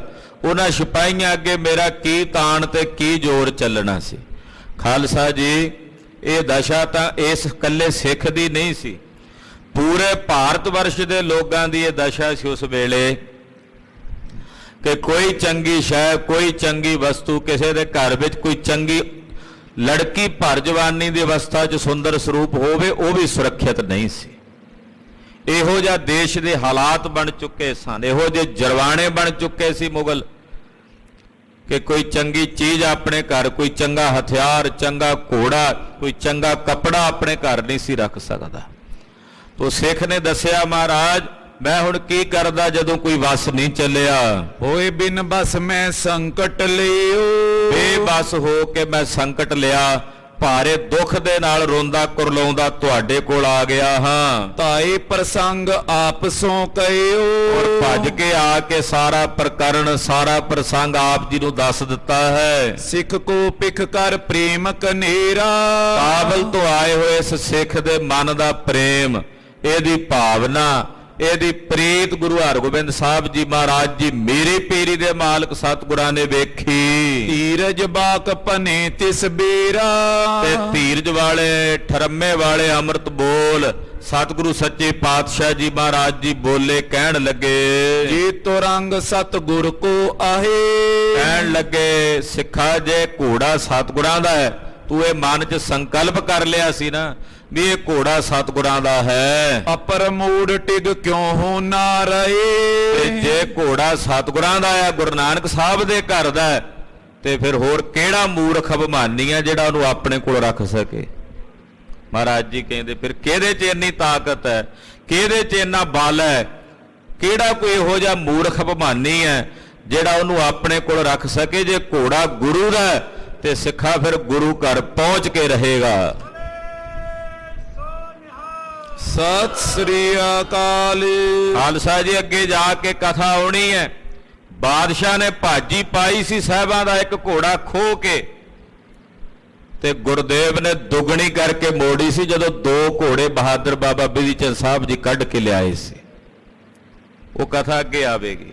ਮਹਾਰਾਜ ਜੀ ਕਹਿੰਦੇ ਸਿੱਖਾ ਜੇ ਗੁਰੂ ਦਾ ਨਾ ਘੋੜਾ ਤੇ ਫਿਰ ਇਹਦੇ 'ਚ ਕੀ ਤਾਕਤ ਆਪਣੇ ਕੋਲ ਰੱਖ ਲਵੇ। ਤੋਰ ਕਾਮਨਾ ਪੂਰਨ ਹੋਈ। ਤੂੰ ਨਿਸ਼ਚਿੰਤ ਹੋ ਜਾ, ਤੇਰੀ ਕਾਮਨਾ ਪੂਰੀ ਹੋ ਗਈ ਹੈ, ਤੇਰਾ ਦਿੱਤਾ ਸਾਡੇ ਕੋਲ ਪਹੁੰਚ ਗਿਆ ਹੈ। ਧਰੋ ਵਿਖਾਦ ਨ ਮਨ ਮੈਂ ਕੋਈ। ਤੂੰ ਆਪਣੇ ਮਨ 'ਚ ਸਿੱਖਾ ਕੋਈ ਵਿਖਾਦ ਨਾ ਰੱਖ, ਆਪਣੇ ਮਨ 'ਚ ਕੋਈ ਫਿਕਰ ਨਾ ਰੱਖ, ਤੂੰ ਲੈ ਕੇ ਆਇਆ, ਸਾਡੇ ਕੋਲ ਪਹੁੰਚ ਗਿਆ, ਹਾਜ਼ਰ ਹੋ ਗਿਆ। ਕਿਤਕ ਬਿਤੇ ਦਿਨ ਹਮ ਟਿਗ ਆਵੇ। ਕੁਝ ਦਿਨਾਂ ਦੀ ਗੱਲ ਹੈ ਸਿੱਖਾ, ਉਹ ਘੋੜਾ ਸਾਡੇ ਕੋਲ ਹੀ ਆ ਜਾਣਾ। ਜੇ ਲੈ ਗਿਆ ਬਾਦਸ਼ਾਹ, ਉੱਥੇ ਰਹਿੰਦਾ ਨਹੀਂ ਉਹ ਗੁਰੂ ਘਰ ਦਾ, ਤੇ ਗੁਰੂ ਘਰ 'ਚ ਪਹੁੰਚ ਜਾਣਾ। ਤੇ ਕੁਝ ਕੁ ਦਿਨਾਂ ਦੀ ਗੱਲ ਹੈ, ਉਹ ਇੱਥੇ ਆ ਜਾਵੇਗਾ। ਕਿਉਂ ਹੋ ਨਾ ਦੁਸ਼ਟ ਅਰੂੜਨ ਪਾਵੇ। ਉਹ ਦੁਸ਼ਟ ਉਹਦੇ ਤੇ ਕਿਸੇ ਪ੍ਰਕਾਰ ਨਾਲ ਸਵਾਰ ਹੋ ਹੀ ਨਹੀਂ ਸਕੇਗਾ। ਉਹਨੇ ਸਵਾਰੀ ਲਈ ਮੰਗਾਇਆ ਨਾ, ਮਹਾਰਾਜ ਜੀ ਕਹਿੰਦੇ ਉਹ ਸਵਾਰੀ ਨਹੀਂ ਕਰ ਸਕੇਗਾ। ਜੇ ਤੇਰੀ ਇੱਛਾ ਸੀ ਨਾ ਵੀ ਗੁਰੂ ਜੀ ਸਵਾਰ ਹੋਣ, ਤੇ ਫਿਰ ਅਸੀਂ ਸਵਾਰ ਹੋਵਾਂਗੇ ਸਿੱਖਾ, ਉਹਦੇ ਤੇ ਤੇਰੀ ਭਾਵਨਾ ਪੂਰੀ ਕਰਾਂਗੇ। ਜਿਹੜਾ ਦੁਸ਼ਟ ਲੈ ਗਿਆ ਉਹਦੇ ਤੇ ਸਵਾਰ ਨਹੀਂ ਹੋ ਸਕੇਗਾ। ਤੋਹਰ ਖਾਵਨ ਹਿਤਮ ਲੈ। ਉਦਾਂ ਭਾਵੇਂ ਨਾ ਲੈਂਦੇ ਅਸੀਂ, ਪਰ ਸਿੱਖਾ ਤੇਰੀ ਭਾਵਨਾ ਪੂਰੀ ਕਰਨ ਲਈ, ਤੈਨੂੰ ਪ੍ਰਸੰਨ ਕਰਨ ਲਈ, ਤੇਰੀ ਇੱਛਾ ਪੂਰੀ ਕਰਨ ਲਈ ਕਿ ਅਸੀਂ ਉਹਦੇ ਤੇ ਸਵਾਰ ਹੋਈਏ, ਤਾਂ ਅਸੀਂ ਉਹ ਘੋੜਾ ਵਾਪਸ ਲਵਾਂਗੇ। ਤੁਰੰਗ ਅਰੂੜ ਫੰਦਾਏ ਪਲੇ। ਔਰ ਉਹਦੇ ਤੇ ਸਵਾਰ ਹੋ ਕੇ ਉਹਨੂੰ ਤੋਰਾਂਗੇ ਤੇਰੀਆਂ ਅੱਖਾਂ ਦੇ ਸਾਹਮਣੇ। ਕਰੇ ਕਾਮਨਾ ਪੂਰਨ ਤੇਰੀ। ਔਰ ਤੇਰੀ ਕਾਮਨਾ, ਤੇਰੀ ਭਾਵਨਾ ਸਿੱਖਾ ਪੂਰੀ ਕਰਾਂਗੇ। ਧਰ ਨਿਸ਼ਚੈ ਲਿਓ ਲੋਚਨ ਹੇਰੀ। ਤੁਸੀਂ ਆਪਣੇ ਮਨ 'ਚ ਨਿਸ਼ਚਾ ਧਾਰੋ, ਆਪਣੀਆਂ ਅੱਖਾਂ ਨਾਲ ਵੇਖੋ। ਕੋਈ ਦਿਨ ਰਹੋ ਇੱਥੇ ਹੀ, ਆਪਣੇ ਨੇਤਰਾਂ ਨਾਲ ਵੇਖ ਕੇ ਜਾਓਗੇ ਸਭ ਕੁਝ। ਸੁਨ ਸਿੱਖ ਪਾਏ ਆਨੰਦ ਬਿਲੰਦ। ਸੁਣ ਕੇ ਸਿੱਖ ਬੜਾ ਹੀ ਆਨੰਦਿਤ ਹੋਇਆ, ਬਹੁਤ ਖੁਸ਼ ਤੇ ਪ੍ਰਸੰਨ ਹੋਇਆ। ਬੰਦਤ ਬਾਰ ਬਾਰ ਕਰ ਬੰਦ। ਬਾਰ-ਬਾਰ ਹੱਥ ਜੋੜ ਕੇ ਗੁਰੂ ਚਰਨਾਂ ਤੇ ਗੁਰਸਿੱਖ ਬੰਦਨਾ ਕਰਦਾ, ਬਾਰੰਬਾਰ ਮੱਥਾ ਟੇਕਦਾ ਹੈ। ਗੁਰੂ ਸਮੀਪ ਰਿਓ ਚਿਰ ਕਾਲਾ। ਏਦਾਂ ਮਨ 'ਚ ਭਾਵਨਾ ਰੱਖ ਕੇ ਸਿੱਖ ਗੁਰੂ ਪਾਤਸ਼ਾਹ ਦੇ ਕੋਲ ਰਹਿਣ ਲੱਗ ਪਿਆ ਕਿ ਹੁਣ ਤਾਂ ਉਦੋਂ ਹੀ ਵਾਪਸ ਪਰਤਾਂਗਾ ਜਦੋਂ ਸਤਿਗੁਰੂ ਜੀ ਦੇ ਪਾਸ ਉਹ ਘੋੜਾ ਆਵੇਗਾ ਔਰ ਸਾਹਿਬ ਉਹਦੇ ਤੇ ਸਵਾਰ ਹੋਣਗੇ। ਹਿਤ ਬਿਲੋਕਨ ਤੁਰੰਗ ਵਿਸਾਲਾ। ਵੇਖਣ ਲਈ ਉਹਨੇ ਆਪਣੇ ਸਾਰੇ ਕੰਮ ਧੰਦੇ ਭੁੱਲ ਗਿਆ ਵੀ ਜਿਹੜੇ ਪਿੱਛੇ ਜਾ ਕੇ ਕਰਨੇ ਸ਼ਾਹੂਕਾਰ ਸੀ, ਪਰ ਪਾਤਸ਼ਾਹ ਜੀ ਦੇ ਉੱਤੇ ਭਾਵਨਾ ਰੱਖ ਕੇ ਕਿ ਮਹਾਰਾਜ ਮੇਰੀ ਰੀਝ ਪੂਰੀ ਕਰਨਗੇ। ਦੋਹਰਾ ਰਿਦੇ ਵਿਚਾਰਿਓ ਸਤਿਗੁਰੂ ਸ਼ਾਹਜਹਾਂ ਮਤ ਮੰਦ। ਛੇਵੇਂ ਪਾਤਸ਼ਾਹ ਜੀ ਨੇ ਵਿਚਾਰ ਕੀਤੀ ਕਿ ਬਾਦਸ਼ਾਹ ਸ਼ਾਹਜਹਾਨ ਮਾੜੀ ਮੱਤ ਵਾਲਾ ਹੈ, ਮਲਨ ਮੱਤ ਹੈ, ਇਹ ਆਪਣੇ ਪਿਓ ਵਰਗਾ ਨਹੀਂ, ਇਹਦੀ ਬਿਰਤੀ ਬਿਲਕੁਲ ਉਹਦੇ ਤੋਂ ਉਲਟ ਹੈ। ਛੇਵੇਂ ਪਾਤਸ਼ਾਹ ਜਾਣ ਗਏ। ਤਰੀ ਅਵਗਿਆ ਅਦਬ ਬਿਨ ਲੀਨ ਤੁਰੰਗ ਬਿਲੰਦ। ਹਾਲਾਂਕਿ ਉਹਨੂੰ ਪਤਾ ਲੱਗ ਗਿਆ ਸੀ ਕਿ ਇਹ ਘੋੜਾ ਗੁਰੂ ਘਰ ਜਾ ਰਿਹਾ, ਪਰ ਉਹਨੇ ਬੇਅਦਬੀ ਕੀਤੀ ਹੈ ਔਰ ਕੋਝੇ ਢੰਗ ਦੇ ਨਾਲ ਸਾਡਾ ਇਹ ਘੋੜਾ ਖੋਇਆ ਹੈ। ਚੌਪਈ ਆਜ ਲੀਨ ਅਸਕੀਨ ਕੁਚਾਲੀ। ਬਾਦਸ਼ਾਹ ਵਿਚਾਰ ਕਰਦੇ ਕਿ ਅੱਜ ਬਾਦਸ਼ਾਹ ਨੇ ਮਾੜਾ ਚਾਲ ਕਰਕੇ, ਉਹਦੇ ਹਾਕਮਾਂ ਨੇ, ਉਹਦੇ ਸਿਪਾਹੀਆਂ ਨੇ ਮਾੜੇ ਢੰਗ ਦੇ ਨਾਲ ਸੰਗਤ ਵਿੱਚੋਂ ਆਉਂਦੇ ਸਿੱਖ ਕੋਲੋਂ ਘੋੜਾ ਖੋਇਆ ਹੈ। ਅਪਰਵਸਤ ਛੀਨੇ ਪਿਖ ਕਾਲੀ। ਆਉਣ ਵਾਲੇ ਸਮੇਂ ਵਿੱਚ ਕੱਲ ਨੂੰ ਹੋਰ ਵੀ ਵਸਤੂਆਂ ਖੋਣਗੇ ਸਿੱਖਾਂ ਕੋਲੋਂ। ਇੱਕ ਜ਼ਿਮੀਂਦਾਰ ਬੰਨੇ ਦੇ ਖੜਾ, ਇੱਕ ਸਿਆ ਲੰਘਣ ਲੱਗਾ ਉਹਦੇ ਸਾਹਮਣੇ ਖੇਤ ਚੋਂ, ਉਹਦੇ ਹੱਥ 'ਚ ਸੀ ਡਾਂਗ, ਜ਼ੋਰ ਨਾਲ ਵਗਾ ਕੇ ਮਾਰੀ ਤੇ ਸਹਿ ਦੀਆਂ ਲੱਤਾਂ ਤੋੜ ਦਿੱਤੀਆਂ। ਲਾਗੇ ਕੋਈ ਦਇਆਲੂ ਵਿਅਕਤੀ ਖੜਾ, ਉਹਨੇ ਆਖਿਆ ਭਰਾ ਇਹ ਕੀ ਵਿਗਾੜਦਾ, ਤੇਰਾ ਖੇਤ 'ਚੋਂ ਲੰਘਿਆ ਜਾਂਦਾ ਸੀ ਵੀ ਤੂੰ ਇਹਦੀਆਂ ਲੱਤਾਂ ਤੋੜ ਦਿੱਤੀਆਂ। ਕਹਿਣ ਲੱਗਾ ਗੱਲ ਸਹਿ ਦੀ ਨਹੀਂ, ਗੱਲ ਪਏ ਦੀ ਹੈ। ਅੱਜ ਇੱਕ ਲੰਘਿਆ, ਕੱਲ ਨੂੰ ਵੇਖਣ ਵਾਲੇ 2-4 ਫਿਰ ਹੋਰ ਲੰਘਣਗੇ, ਇੱਥੇ ਤੇ ਪਿਆ ਪੈ ਜਾਏਗਾ। ਬਾਦਸ਼ਾਹ ਕਹਿੰਦੇ ਵੀ ਅੱਜ ਘੋੜਾ ਖੋਇਆ ਹੈ, ਜੇ ਇਹਦਾ ਜਵਾਬ ਨਾ ਦਿੱਤਾ ਇਹਨਾਂ ਨੂੰ ਤੇ ਆਉਣ ਵਾਲੇ ਸਮੇਂ ਵਿੱਚ ਇਹਨਾਂ ਨੂੰ ਮੂੰਹ ਪੈ ਜਾਣਾ। ਸੰਗਤ ਤਾਂ ਹੋਰ ਵੀ ਆਉਂਦੀ ਰਹਿਣੀਆਂ, ਚੰਗੀਆਂ ਚੰਗੀਆਂ ਭਟਾਵਾਂ ਸੰਗਤ ਲੈ ਕੇ ਆਉਂਦੀ ਹੈ। ਅੱਜ ਘੋੜਾ ਖੋਇਆ, ਕੱਲ ਵਸਤੂਆਂ ਖੋਣਗੇ, ਪਦਾਰਥ ਖੋਣਗੇ ਤਾਂ ਸੰਗਤ ਦੀ ਨੱਕ ਦਮ ਕਰਨਗੇ।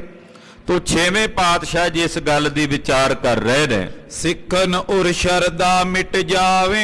ਇਹ ਜਦੋਂ ਸਿੱਖਾਂ ਕੋਲੋਂ ਵਸਤੂਆਂ ਖੋਹ ਲਿਆ ਕਰਨਗੇ ਤੇ ਉਹ ਵਸਤੂ ਸਾਡੇ ਤੱਕ ਨਾ ਪਹੁੰਚਿਆ ਕਰੇਗੀ ਤੇ ਸਿੱਖਾਂ ਦੇ ਮਨਾਂ ਦੀ ਸ਼ਰਧਾ ਟੁੱਟ ਜਾਇਆ ਕਰੇਗੀ। ਜਿਵੇਂ ਆ ਸਿੱਖ ਦੀ ਮਨ ਦੀ ਸ਼ਰਧਾ ਵੀ ਗੁਰੂ ਸਾਹਿਬ ਕੋਲ ਆਵੇ ਘੋੜਾ, ਜੇ ਅਸੀਂ ਨਾ ਮੰਗਾਈਏ ਤੇ ਇਹਦੀ ਸ਼ਰਧਾ ਟੁੱਟ ਜਾਣੀ ਹੈ ਵੀ ਸਤਿਗੁਰਾਂ ਤੱਕ ਨਹੀਂ ਪਹੁੰਚਿਆ।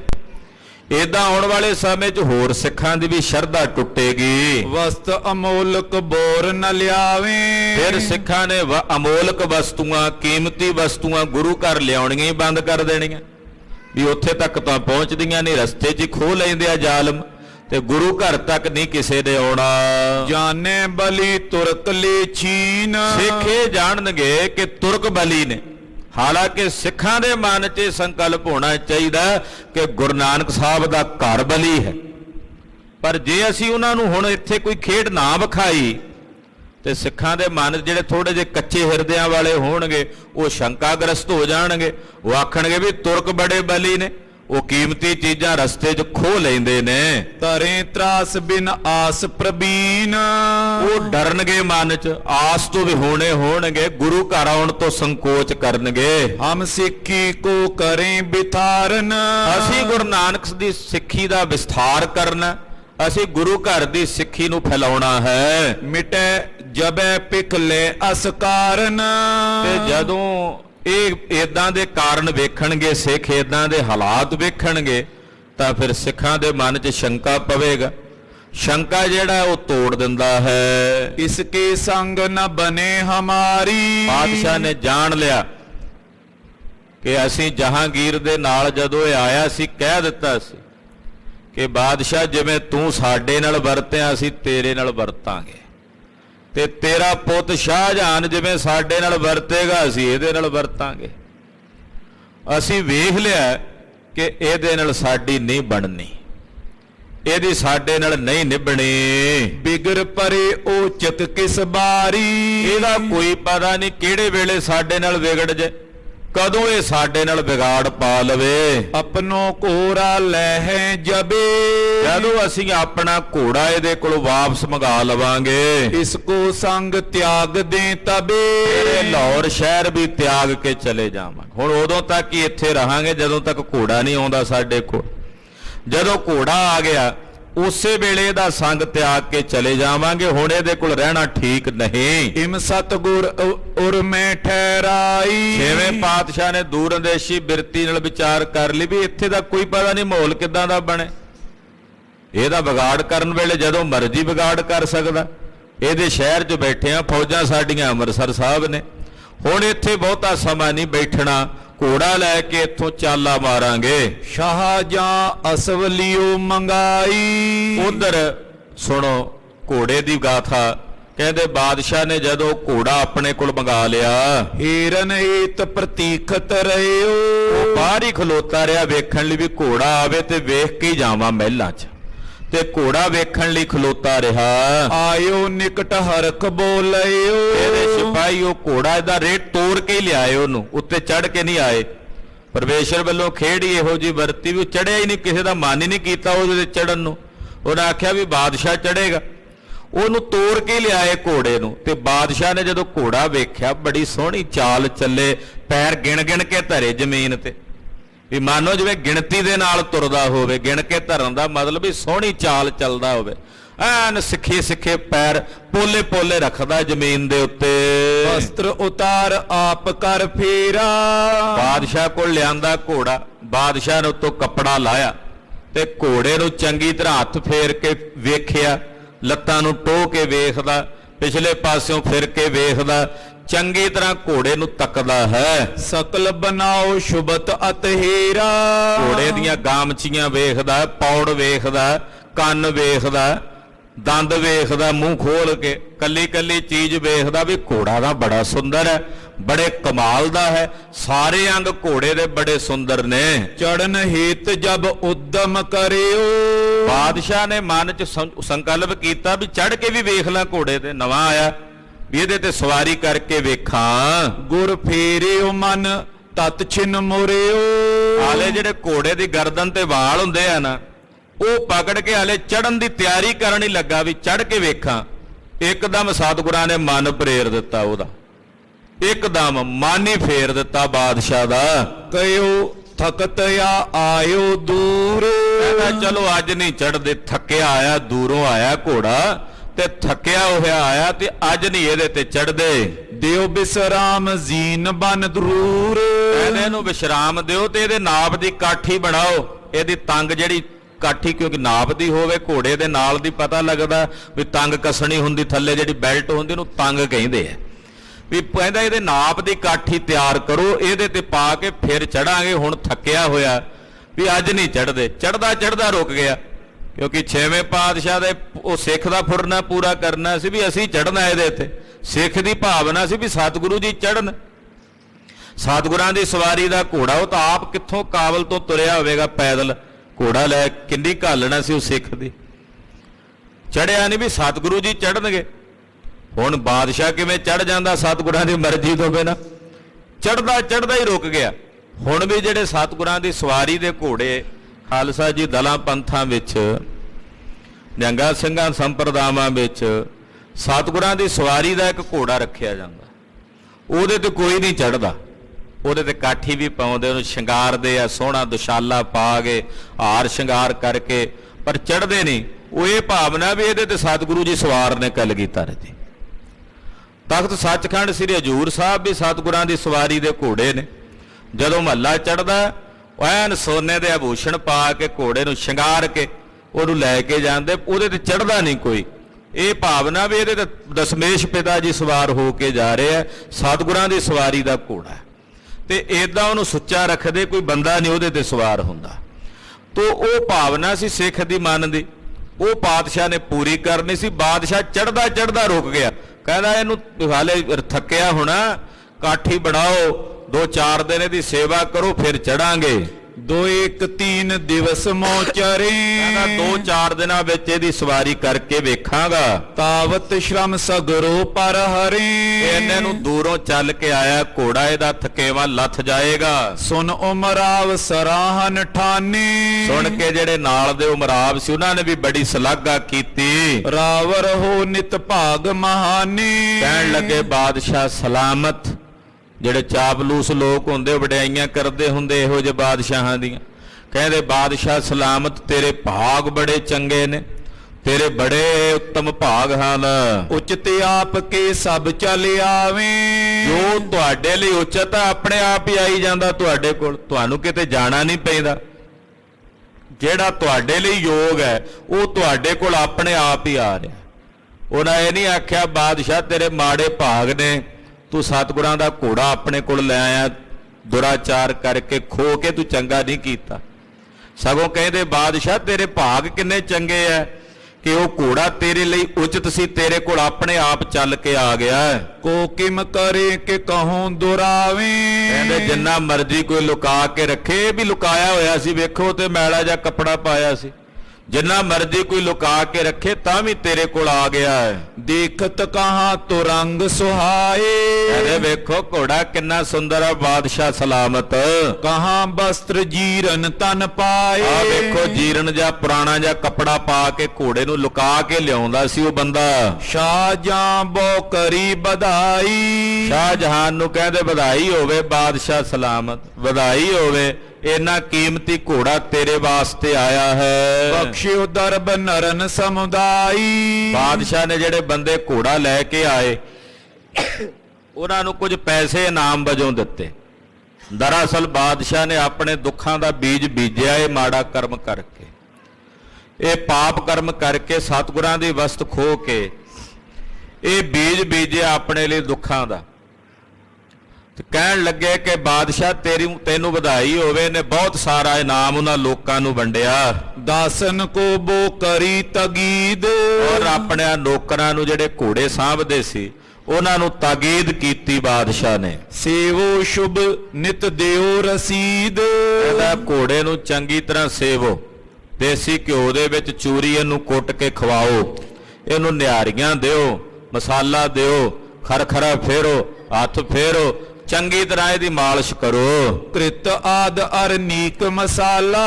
ਕਹਿੰਦਾ ਘਿਓ ਦੇਣਾ ਦੇਸੀ ਇਹਨੂੰ ਵਧੀਆ ਕੀਮਤੀ।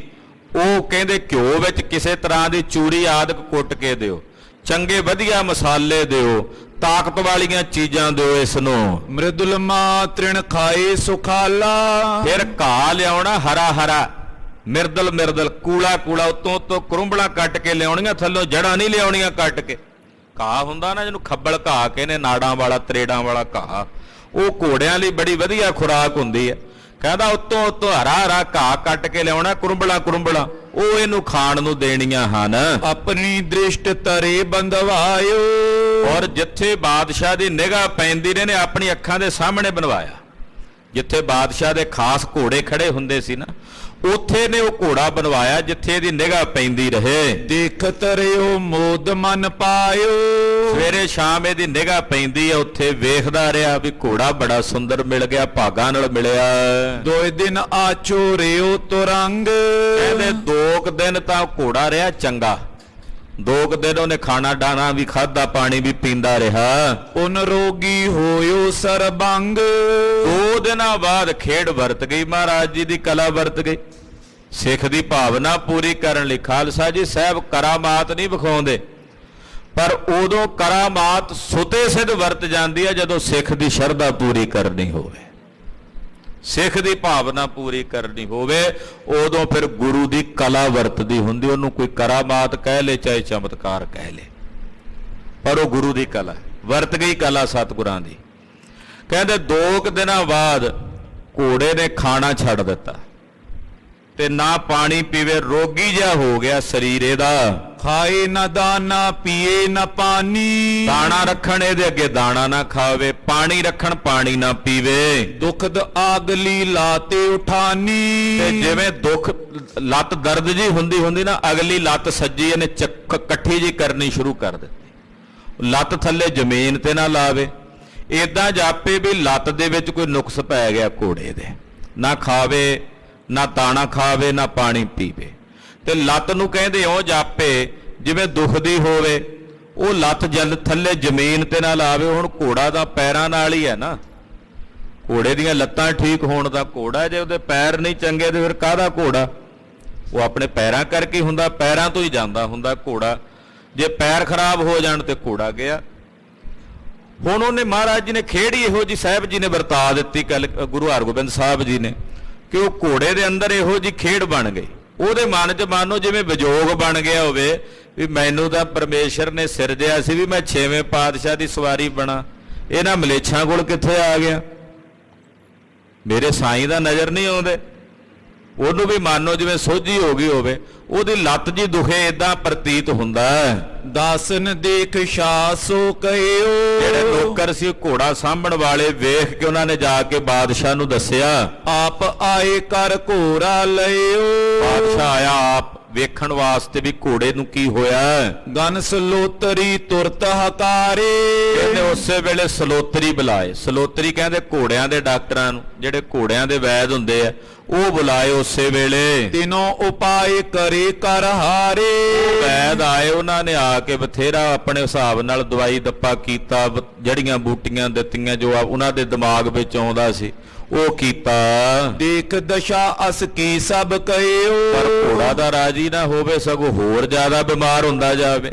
ਉਹਨਾਂ ਨੇ ਜਦੋਂ ਘੋੜੇ ਦੀ ਹਾਲਤ ਵੇਖੀ, ਦਸ਼ਾ ਵੇਖੀ, ਹਜ਼ਰਤ ਸੁਨੋ ਨਾ ਹਮ ਰੁਜ ਲਇਓ।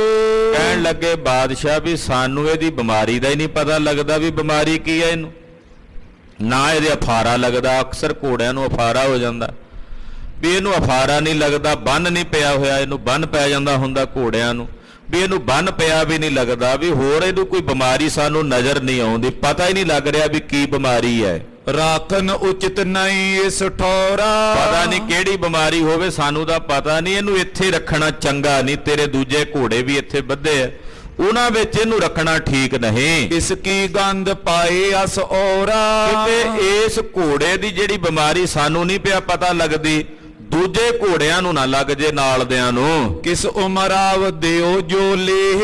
ਇਸ ਕਰਕੇ ਬਾਦਸ਼ਾਹ ਇਹ ਘੋੜਾ ਕਿਸੇ ਆਪਣੇ ਅਫਸਰ ਨੂੰ ਦੇ ਦਿਓ, ਵੱਖਰਾ ਲੈ ਜਾਣ, ਇੱਥੇ ਆਪਣੇ ਘੋੜਿਆਂ 'ਚ ਨਾ ਰੱਖ। ਵੇਖੋ ਮਹਾਰਾਜ ਜੀ ਖੇਡ ਹੀ ਇਹੋ ਜਿਹੀ ਵਰਤਾ ਦਿੱਤੀ ਵੀ ਵੈਦ ਕਹਿ ਰਹੇ ਆ ਵੀ ਇੱਥੇ ਰੱਖਣਾ ਹੀ ਨਹੀਂ ਜੀ। ਇਹ ਜੇ ਇੱਥੇ ਰੱਖਿਆ ਦੂਜੇ ਘੋੜੇ ਨਾਲ ਦੇ ਬਿਮਾਰ ਹੋ ਜਾਣ, ਖਬਰੇ ਨੂੰ ਕੀ ਬਿਮਾਰੀ ਲੱਗ ਗਈ ਹੈ ਵੀ ਇਹਦੇ ਤੋਂ ਅੱਗੇ ਹੋਰ ਨਾ ਫੈਲ ਜੇ ਦੂਜਿਆਂ 'ਚ। ਵੀ ਇਹ ਤਾਂ ਕਿਸੇ ਉਮਰਾਵ ਨੂੰ ਦੇ ਘੋੜਾ ਆਪਣੇ ਨੂੰ। ਉਪਚਾਰੇ ਚਿਰ ਲੋ ਤਨ ਦੇਹ, ਉਹ ਇਹਦਾ ਉਪਚਾਰ ਕਰ ਲਵੇ ਵੱਖਰਾ ਬੰਨ ਕੇ, ਇਹਦਾ ਕੋਈ ਇਲਾਜ ਕਰਦਾ ਅਸੀਂ ਕਰੀ ਜਾਵਾਂਗੇ। ਠੀਕ ਹੋ ਗਿਆ ਤਾਂ ਉਹਦੇ ਭਾਗ, ਨਾ ਹੋਇਆ ਤਾਂ ਉਹਦੇ ਭਾਗ। ਸੁਨਤ ਸ਼ਾਯੁਤ ਚਿੰਤ ਬਿਰਾਜੀ, ਬਾਦਸ਼ਾਹ ਜੀ ਨੇ ਜਦੋਂ ਇਹ ਗੱਲ ਸੁਣੀ ਬੜਾ ਚਿੰਤਤ ਹੋਇਆ, ਬਹੁਤ ਫਿਕਰਮੰਦ ਹੋਇਆ ਵੀ ਇੰਨਾ ਕੀਮਤੀ ਘੋੜਾ ਸੀ। ਰੁਸਤਮ ਖਾਨ ਹੁਤੋ ਢਿਗ ਕਾਜੀ, ਵੀ ਚੜਨਾ ਵੀ ਨਸੀਬ ਨਹੀਂ ਹੋਇਆ ਮੈਨੂੰ। ਇਹਦਾ ਕੋਲ ਇੱਕ ਕਾਜੀ ਆਉਂਦਾ ਸੀ ਜਿਹੜਾ ਰੋਜ਼ ਇਹਨੂੰ ਪਾਠ ਸੁਣਾਉਂਦਾ ਸੀ ਕੁਰਾਨ ਦਾ, ਸ਼ਾਹਜਹਾਨ ਨੂੰ। ਉਸ ਕਾਜੀ ਦਾ ਨਾਮ ਸੀ ਰੁਸਤਮ ਖਾਨ। ਜਿਸ ਤੇ ਸੁਨੇ ਕਿਤਾਬ ਹਮੇਸ਼, ਉਹਦੇ ਕੋਲੋਂ ਇਹ ਹਦੀਸਾਂ ਸੁਣਦਾ ਰਹਿੰਦਾ ਸੀ ਕਾਜੀ ਕੋਲੋਂ, ਜਿਹੜੇ ਇਸਲਾਮ ਦੇ ਗ੍ਰੰਥ ਨੇ ਉਹ ਸੁਣਦਾ ਸੀ। ਢਿਗ ਰਾਖੇ ਦਾ ਦਰਬ ਵਿਸ਼ੇਸ਼, ਇਹਨੇ ਪੈਸੇ ਦੇ ਕੇ ਆਪਣੇ ਕੋਲ ਰੱਖਿਆ ਹੋਇਆ ਸੀ। ਤਯੋ ਸ਼ਾਹ ਇਹ ਲਿਓ ਤੁਰੰਗ, ਬਾਦਸ਼ਾਹ ਦੇ ਕੋਲੋਂ ਕਾਜੀ ਆ ਗਿਆ। ਬਾਦਸ਼ਾਹ ਨੇ ਵੇਖਿਆ ਵੀ ਇਹ ਘੋੜਾ ਤਾਂ ਹੁਣ ਰੱਖਣ ਯੋਗ ਨਹੀਂ ਮੇਰੇ ਕੋਲ। ਕਾਜੀ ਨੂੰ ਕਹਿੰਦਾ ਕਾਜੀ ਸਾਹਿਬ ਤੁਸੀਂ ਲੈ ਜਾਓ। ਕਾਜੀ ਨੇ ਝੱਟ ਤਿਆਰੀ ਕਰ ਲਈ ਵੀ ਘੋੜਾ ਦਾ ਕੀਮਤੀ, ਜੇ ਰਾਜੀ ਹੋ ਗਿਆ ਤਾਂ, ਨਾ ਹੋਇਆ ਤਾਂ ਕੋਈ ਗੱਲ ਨਹੀਂ। ਉਹ ਜਿਵੇਂ ਲੈ ਕੇ ਜਾ ਰਿਹਾ ਤੇ 6ਵੇਂ ਪਾਤਸ਼ਾਹ ਤੱਕ ਇਹ ਘੋੜਾ ਹਾਜ਼ਰ ਹੋ ਰਿਹਾ। ਉਹ ਕਥਾ ਆਪ ਜੀ ਅਗਲਿਆਂ ਪ੍ਰਸੰਗਾਂ 'ਚ ਸਰਵਣ ਕਰੋਗੇ। ਗੁਰੂ ਜਸ ਕਥਨ ਕਰਦੇ ਆ, ਹੋਈਆਂ ਭੁੱਲਾਂ ਚੁੱਕਾਂ ਦੀ ਖਿਮਾ, ਅਰਦਾਸ ਕਰਨੀ ਸਤਿਗੁਰੂ ਜੀ ਅੱਗੇ ਵਾਸਤੇ ਸਦਬੁੱਧੀ ਔਰ ਸਮਤ ਪ੍ਰਦਾਨ ਕਰਨ। ਸਾਧ ਸੰਗਤ ਜੀ ਬੇਨਤੀ ਹੈ, ਮਹਾਕਵੀ ਕਵਿਰਾਜ ਭਾਈ ਸਾਹਿਬ ਭਾਈ ਸੰਤੋਖ ਸਿੰਘ ਜੀ ਚੂੜਾਮਣੀ ਜੀ, ਜਿਨ੍ਹਾਂ ਨੇ ਸਾਰੀ ਕਥਾ ਸ੍ਰੀ ਗੁਰਪ੍ਰਤਾਪ ਸੂਰਜ ਪ੍ਰਕਾਸ਼ ਗ੍ਰੰਥ ਦੀ ਲਿਖੀ ਹੈ, ਜਿਸ ਸਥਾਨ ਤੇ ਲਿਖੀ ਹੈ ਕੈਂਥਲ ਵਿਖੇ ਉਹ ਸਥਾਨ ਹੈ ਹਵੇਲੀ, ਜਿੱਥੇ ਹੁਣ ਮਹਾਰਾਜ ਜੀ ਦੇ ਪ੍ਰਕਾਸ਼ ਹੋ ਗਏ ਹੈ ਸ੍ਰੀ ਗੁਰੂ ਗ੍ਰੰਥ ਸਾਹਿਬ ਜੀ ਦੇ। ਔਰ ਉਹ ਪੁਰਾਣੀ ਇੱਟ ਦੀ ਬਣੀ ਹੋਈ ਹੈ। ਉਹਦੀ ਸੇਵਾ ਸੰਭਾਲ ਦੀ ਅਰਦਾਸ ਬੇਨਤੀ ਜਿਹੜੀ ਹੈ, ਐਤਵਾਰ ਨੂੰ 3 ਸਤੰਬਰ ਨੂੰ ਸਵੇਰੇ 9 ਤੋਂ 12 ਵਜੇ ਤੱਕ ਪਹਿਲਾਂ ਖੰਡ ਪਾਠਾਂ ਦੇ ਭੋਗ ਪਾਏ ਜਾਣਗੇ, ਦੀਵਾਨ ਸਜਣਗੇ। ਉਪਰੰਤ 12 ਵਜੇ ਸੇਵਾ ਸੰਭਾਲ ਦੀ ਉਸ ਹਵੇਲੀ ਦੀ ਅਰਦਾਸ ਬੇਨਤੀ ਹੋਣੀ ਹੈ। ਭਾਈ ਸਾਹਿਬ ਜੀ ਦੀ ਯਾਦਗਾਰ ਉੱਥੇ ਕਾਇਮ ਹੋਣੀ, ਜਿਨ੍ਹਾਂ ਮਹਾਂਪੁਰਖਾਂ ਨੇ ਏਡਾ ਵੱਡਾ ਉਪਕਾਰ ਕਰਕੇ ਕਥਾ ਲਿਖੀ ਹੈ। ਸਾਰੀਆਂ ਸੰਗਤਾਂ ਨੂੰ ਬੇਨਤੀ ਹੈ ਕਿ 3 ਤਰੀਕ ਨੂੰ ਕੈਂਥਲ ਗੁਰਦੁਆਰਾ ਮੰਜੀ ਸਾਹਿਬ ਹੈ, 9ਵੇਂ ਪਾਤਸ਼ਾਹ ਦਾ ਪਾਵਨ ਦਰਬਾਰ, ਬਿਲਕੁਲ ਨੇੜੇ ਉਹ ਹਵੇਲੀ। ਆਪ ਜੀ ਨੇ ਉੱਥੇ ਹਾਜ਼ਰੀਆਂ ਭਰਨੀਆਂ ਔਰ ਗੁਰੂ ਦਾ ਸਰਵਣ ਕਰਨਾ। ਹੋਈਆਂ ਭੁੱਲਾਂ ਚੁੱਕਾਂ ਦੀ ਖਿਮਾ। ਵਾਹਿਗੁਰੂ ਵਾਹਿਗੁਰੂ ਵਾਹਿਗੁਰੂ ਵਾਹਿਗੁਰੂ।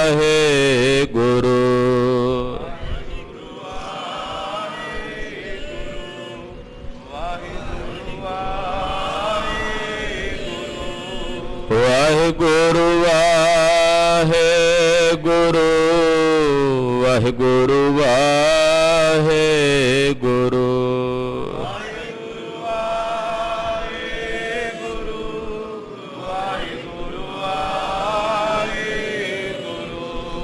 ਵਾਹਿਗੁਰੂ ਵਾਹਿਗੁਰੂ ਵਾਹਿਗੁਰੂ ਵਾਹਿਗੁਰੂ। ਵਾਹਿਗੁਰੂ ਵਾਹਿਗੁਰੂ ਵਾਹਿਗੁਰੂ ਵਾਹਿਗੁਰੂ। ਵਾਹਿਗੁਰੂ ਵਾਹਿਗੁਰੂ ਵਾਹਿਗੁਰੂ ਵਾਹਿਗੁਰੂ। ਵਾਹਿਗੁਰੂ ਵਾਹਿਗੁਰੂ ਵਾਹਿਗੁਰੂ ਵਾਹਿਗੁਰੂ।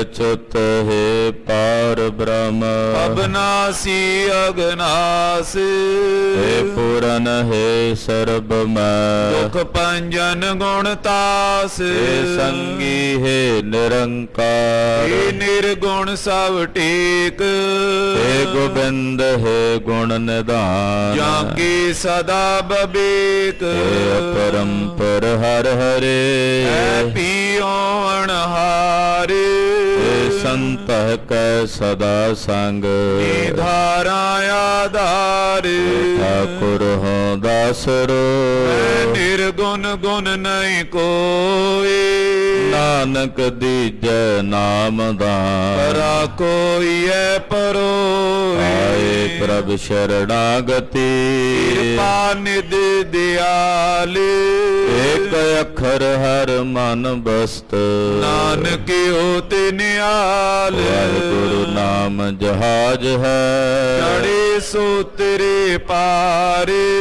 ਜੋ ਸ਼ਰਦਾ ਕਰ ਸੇਵੰਦੇ ਗੁਰ ਪਾਰੇ ਉਤਾਰਨ ਹਾਰ ਵਾਹਿਗੁਰੂ ਨਾਮ ਜਹਾਜ ਹੈ ਚੜੇ ਸੋ ਤੇਰੇ ਪਾਰ ਜੋ ਸ਼ਰਦਾ ਕਰ ਸੇਵੰਦੇ ਗੁਰ ਪਾਰੇ ਉਤਾਰਨ ਹਾਰ ਵਾਹਿਗੁਰੂ ਜੀ ਕਾ ਖਾਲਸਾ ਵਾਹਿਗੁਰੂ ਜੀ ਕੀ ਫਤਿਹ।